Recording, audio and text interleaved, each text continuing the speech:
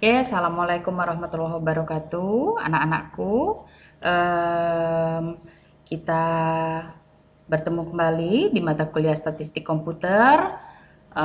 Di sini Ibu berharap kalian sudah menginstalasi software SPSS statistik sesuai dengan petunjuk Ibu minggu lalu, di mana kita bisa memulai praktikum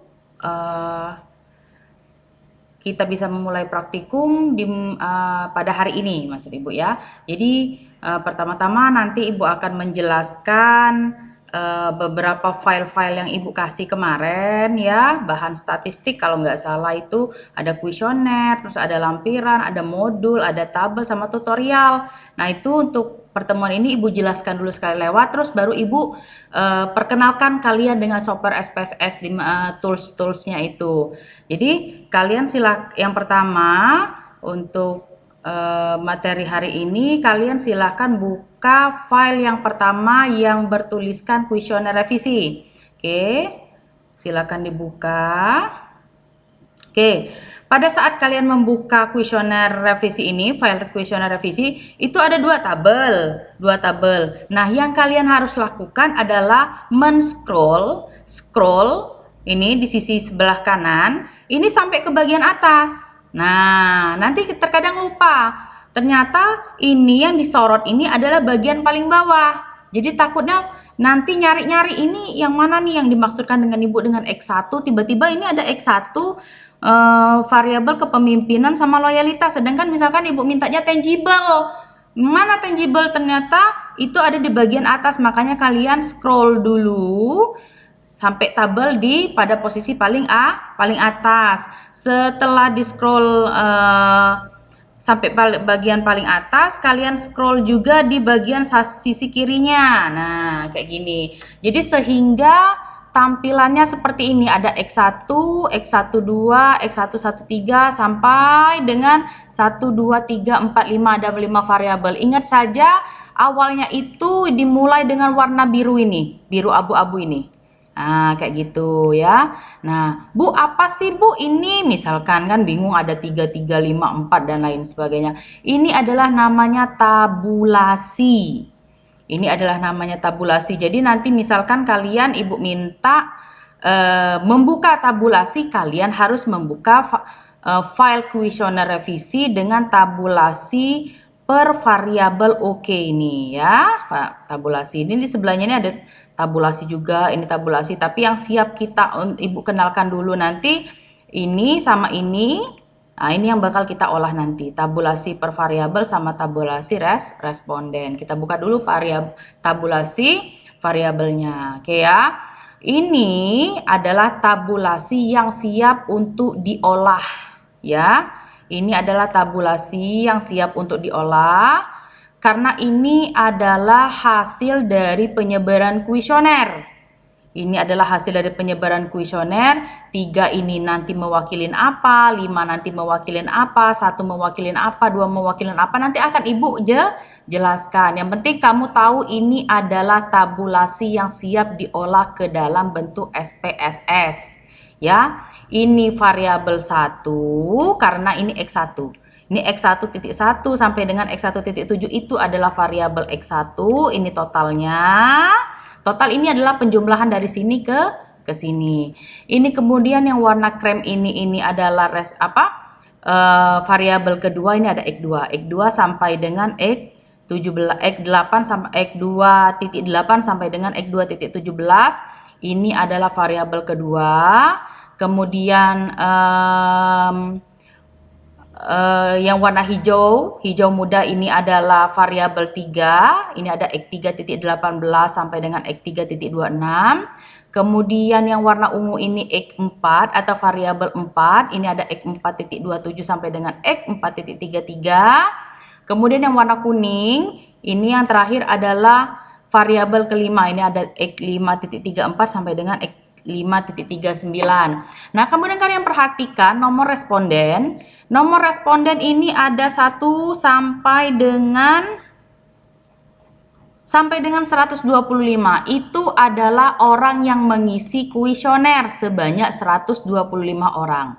Nanti Ibu bilangnya 125 itu biasanya responden. Misalkan nanti ada soal ya, Ibu minta tugas atau kuis kayak gitu. Misalkan Ibu minta 10 responden, berarti pengolahannya dari sini sampai dengan sini saja, nggak sampai bawah. Nggak sampai bawah sini. Nah, nggak sampai sini karena yang Ibu minta itu hanya 1 sampai dengan 10 responden. Misalkan nanti Ibu minta 1 sampai dengan 19 responden, ya berarti yang ini sampai dengan yang ini. Sesuai juga dengan variabel apa yang akan Ibu minta nanti. Nantilah nyambung kalau misalkan sudah dipraktekkan nanti seperti apa ya. Oke, sudah Ibu jelaskan bahwa ini adalah tabulasi variabel. Kemudian ini yang akan kita olah juga adalah tabulasi identitas responden. Nah, identitas responden ini adalah keterangan orang yang mengisi kuesioner tersebut. Ini ada JK, JK ini jenis kelamin, kemudian usia, pendidikan, pekerjaan, sumber informasi, penggunaan layanan TI.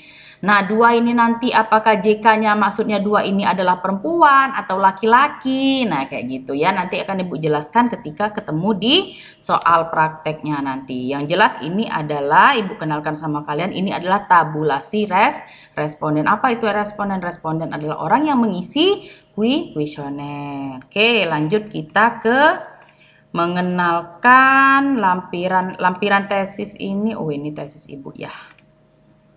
Oke, coba kita lihat. Oh, ini adalah kuesionernya. Oke, nah ini ya, kayak ini ya, identitas responden ya. Nih, kayak identitas responden jenis kelamin, yang A laki-laki, yang B perempuan. Berarti karena statistik itu berisikan angka, dia tidak dapat menginputkan data dalam bentuk huruf atau simbol. Jadi dia hanya dapat membaca dalam bentuk angka. Makanya laki-laki ini kita simbolkan dengan angka 1, perempuan kita simbolkan dengan angka 2. Kayak gitu seterusnya. Misalkan usia nih. Usia ini pilihan usia saat ini yang pertama kurang dari 20 tahun, 20 tahun sampai 30 tahun, 31 sampai 40, 41 sampai 50, lebih dari 50. Yang A ini kita simbolkan angka 1, yang B kita simbolkan angka 2, yang C kita simbolkan angka 3, 4 dan 5. Jadi ada 5 pilihan. 1 2 3 4 5 kayak gitu. Karena SPSS itu untuk penginputan data dia hanya dapat membaca dalam bentuk angka. Begitupun seterusnya ini ya. Ini dari manakah Anda tahu mengenai aplikasi Gojek? Ini ada 4 pilihan, berarti ini yang 1, ini simbol 2, ini simbol angka 3, ini simbol angka 4 dan begitupun seterusnya ya. Oke, terus ini ada kuesioner nih, fokus nih yang di sebelah kanan ya. Nah ini, saya merasa puas dengan kemudahan mendapatkan download aplikasi Gojek, misalkan pernyataan yang pertama. Ternyata kita lihat untuk responden yang pertama, nih responden yang pertama nih untuk X1.1, X1.1 itu untuk yang ini. Ini X1.1, X1.2, X1.3, X1.4, X1.5, X1.6, X1.7. Benar nggak di X1 itu ada 7? Kita cek di sini. Oh, ternyata benar. X1-nya ada tuh 7. Terus kita lanjut X2 sampai dengan 17. Yang mana itu untuk kuesioner yang nomor 2? Ini X1.2, X2.8, X2.1, X2.3. 1, 2, 3, 4, 5, 6, 7, 8, 9, 10. Ada 10. 1, 2, 3, 4, 5, 6, 7, 8, 9, 10. Ada 10. Ada 10 variabel. Benar nggak ada 10 variabel? Ternyata kita cek di sini. 1, 2, 3, 4, 5, 6, 7, 8, 9, 10. Ternyata benar ada 10 variabel di sini. Begitupun sampai dengan tabulasi terakhir. Ini adalah hasil dari pengisian orang yang ngisi ini. Nah, kayak gitu maksudnya ya. Oke, lanjut kita ke modul tabel R product moment. Oke, tabel R product moment. Modul itu sama kayak tutorial nanti. Oke, tabel R product moment.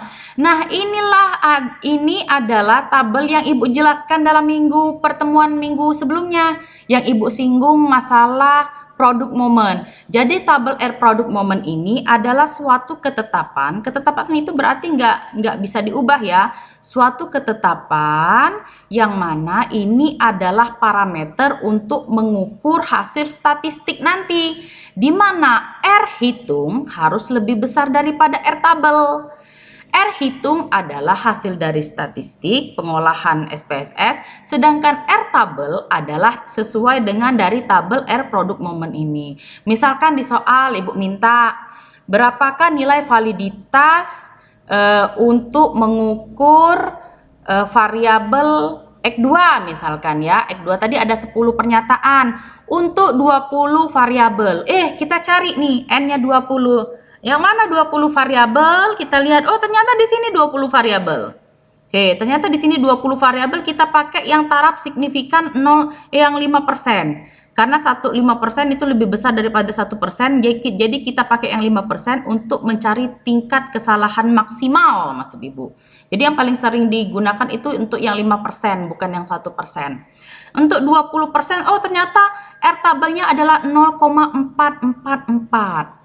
Nah, jadi tugas kita mengolah SPSS, kalau misalkan R hitungnya lebih besar daripada R tabel, berarti uji kita dikatakan valid dan reliable, kayak gitu.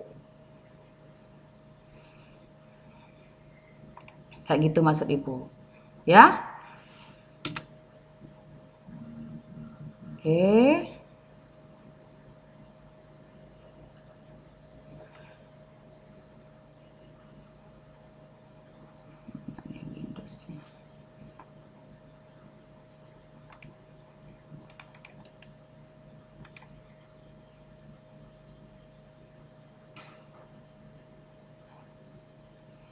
Ya. Oke, itu yang namanya tabel R product moment tadi. Oke, kita lanjut ke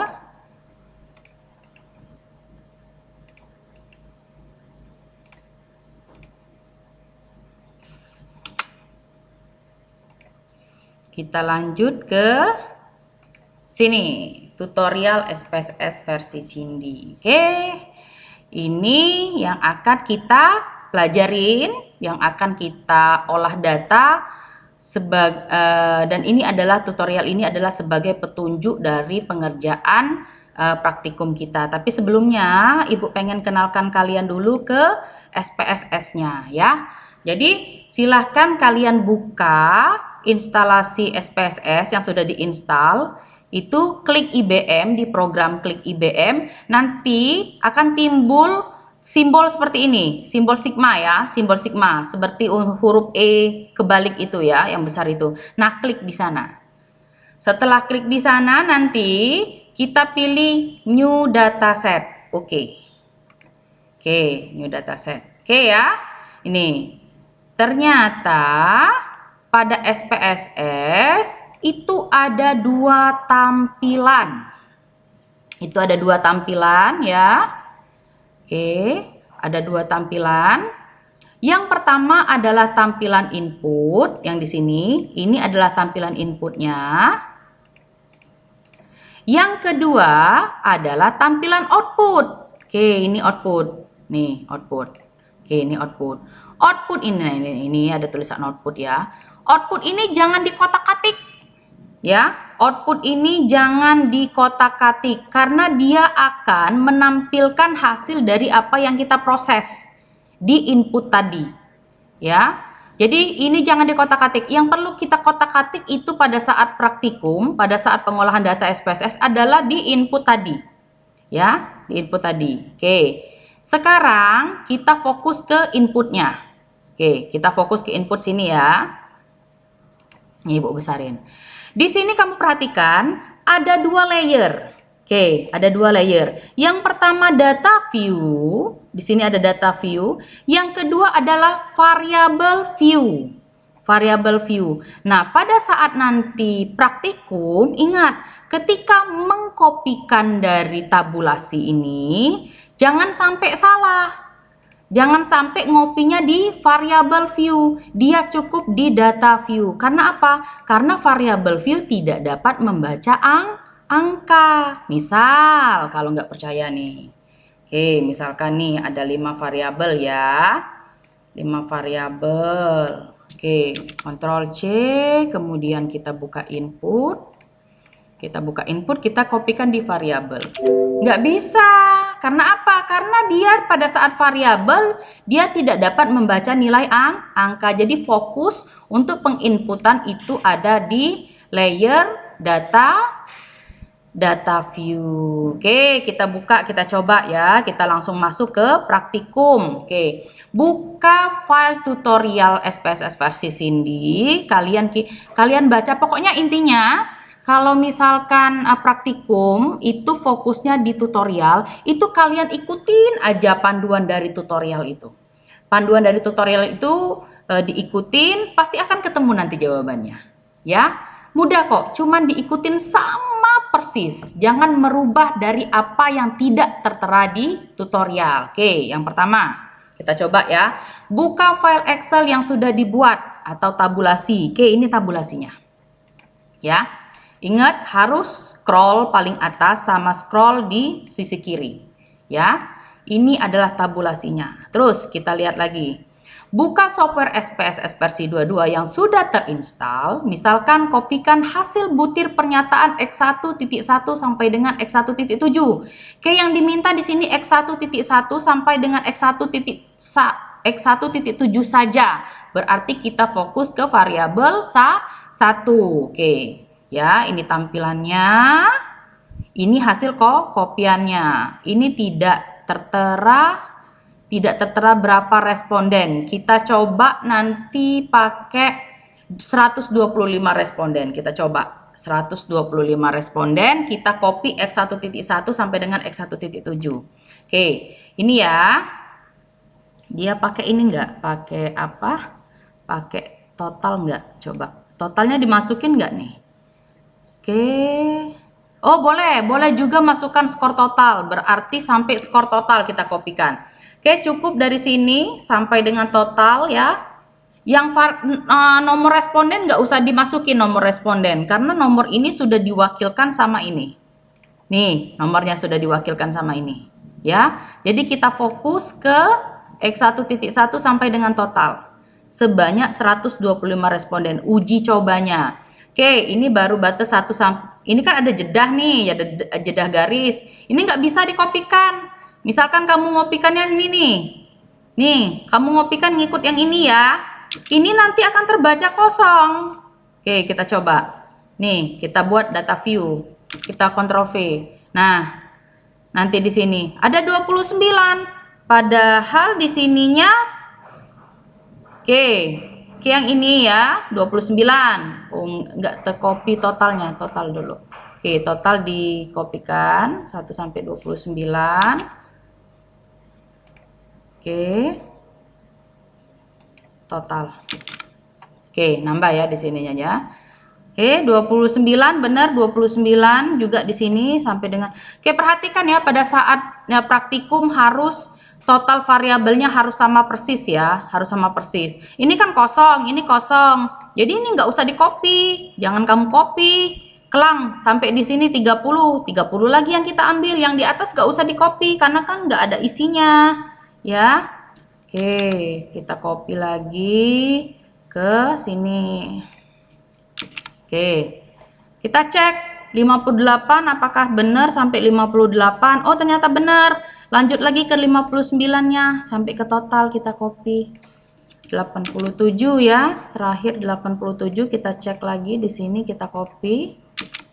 Kita cek 87 apakah benar? Ternyata benar. Lanjut lagi sampai dengan 88, dari 88 sampai 116. Oke, kita lihat di ininya.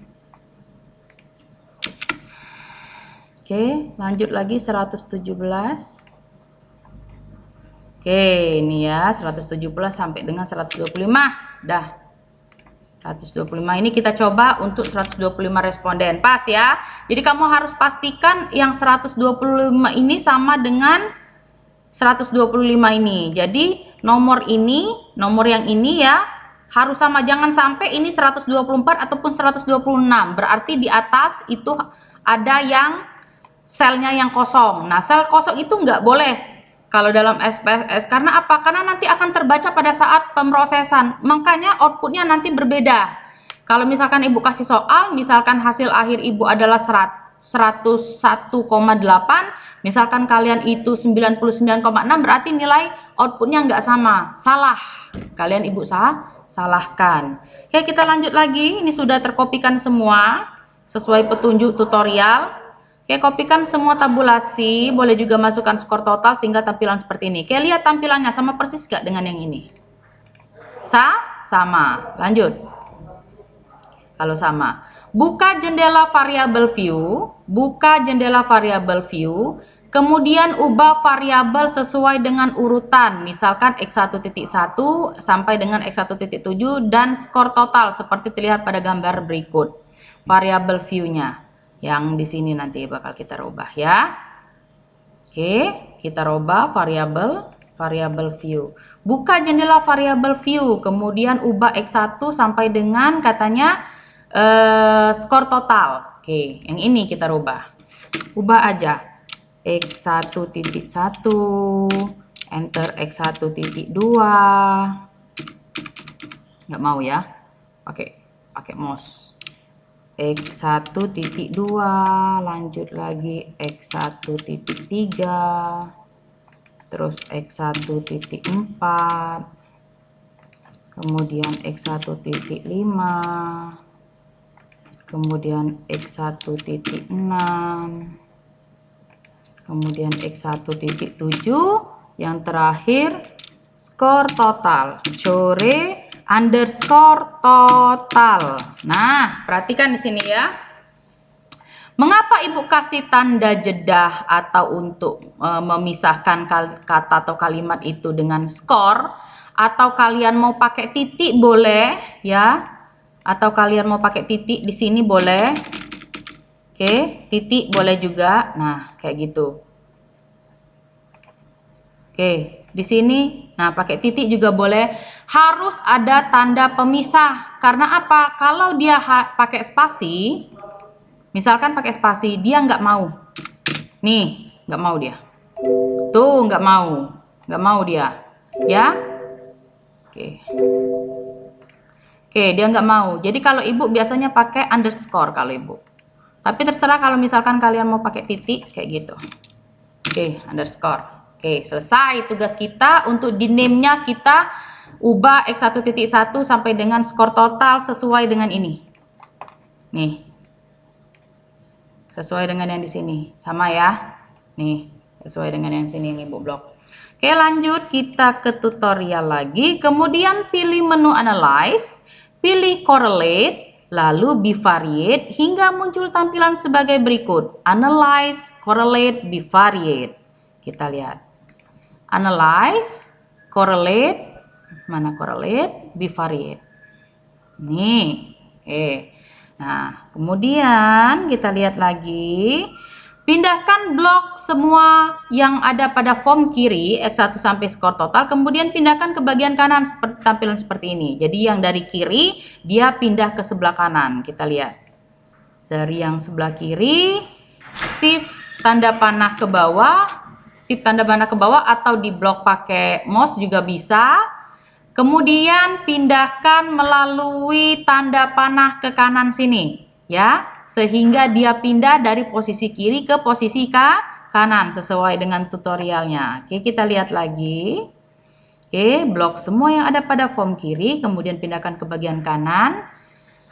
Seperti tampilan seperti ini. Oke, kita lihat, klik OK, maka akan menghasilkan output seperti ini. Kita lihat ya outputnya ya. Tinggal diklik aja.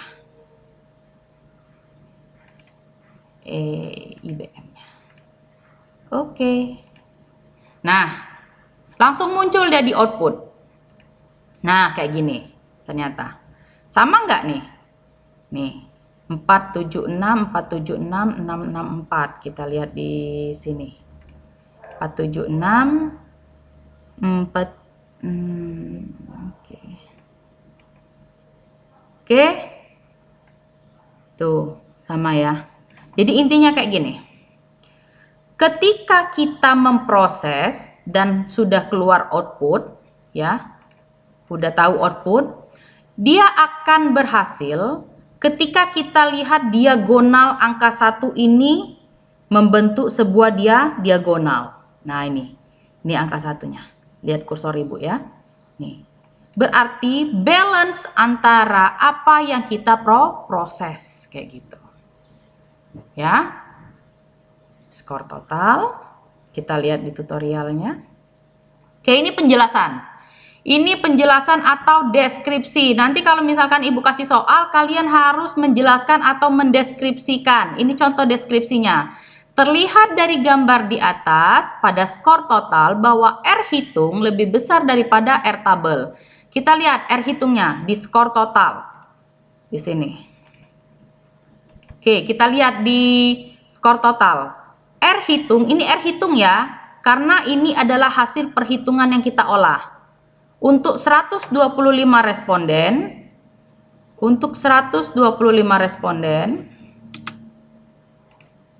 mana tadi?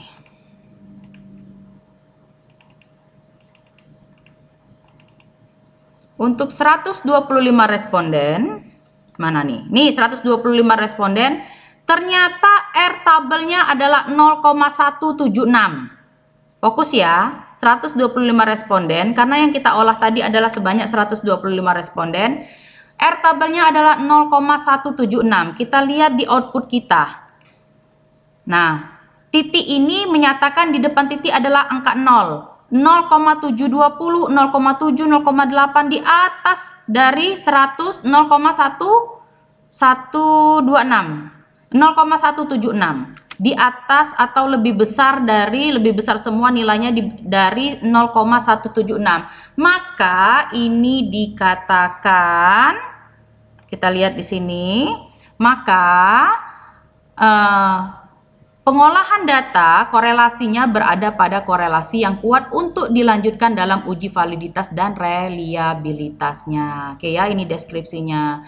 Karena apa? Karena R hitungnya tadi lebih besar daripada R tabel ya. Ini outputnya tadi. Nih, fokusnya di sini di skor total. Dilihat di sini. Ya. 0,7, 0,8, 0,7, enggak ada kan yang 0,1? Yang di sini tadi kan 0,176. Nih ya. Oke, kayak gitu. Simple. Kalau misalkan kalian baca tutorial terus kalian menyamakan tutorial dengan apa yang Ibu praktekkan di sini, insya Allah kalian pasti bisa kok ya. Oke, Ibu rasa pertemuannya sampai di sini dulu. Pertemuan kelima mungkin kita akan adakan kuis. Apabila ada salah kata, Ibu mohon maaf. Kepada Allah Ibu mohon ampun. Ibu akhiri wabillahi taufiq wal hidayah. Assalamualaikum warahmatullahi wabarakatuh.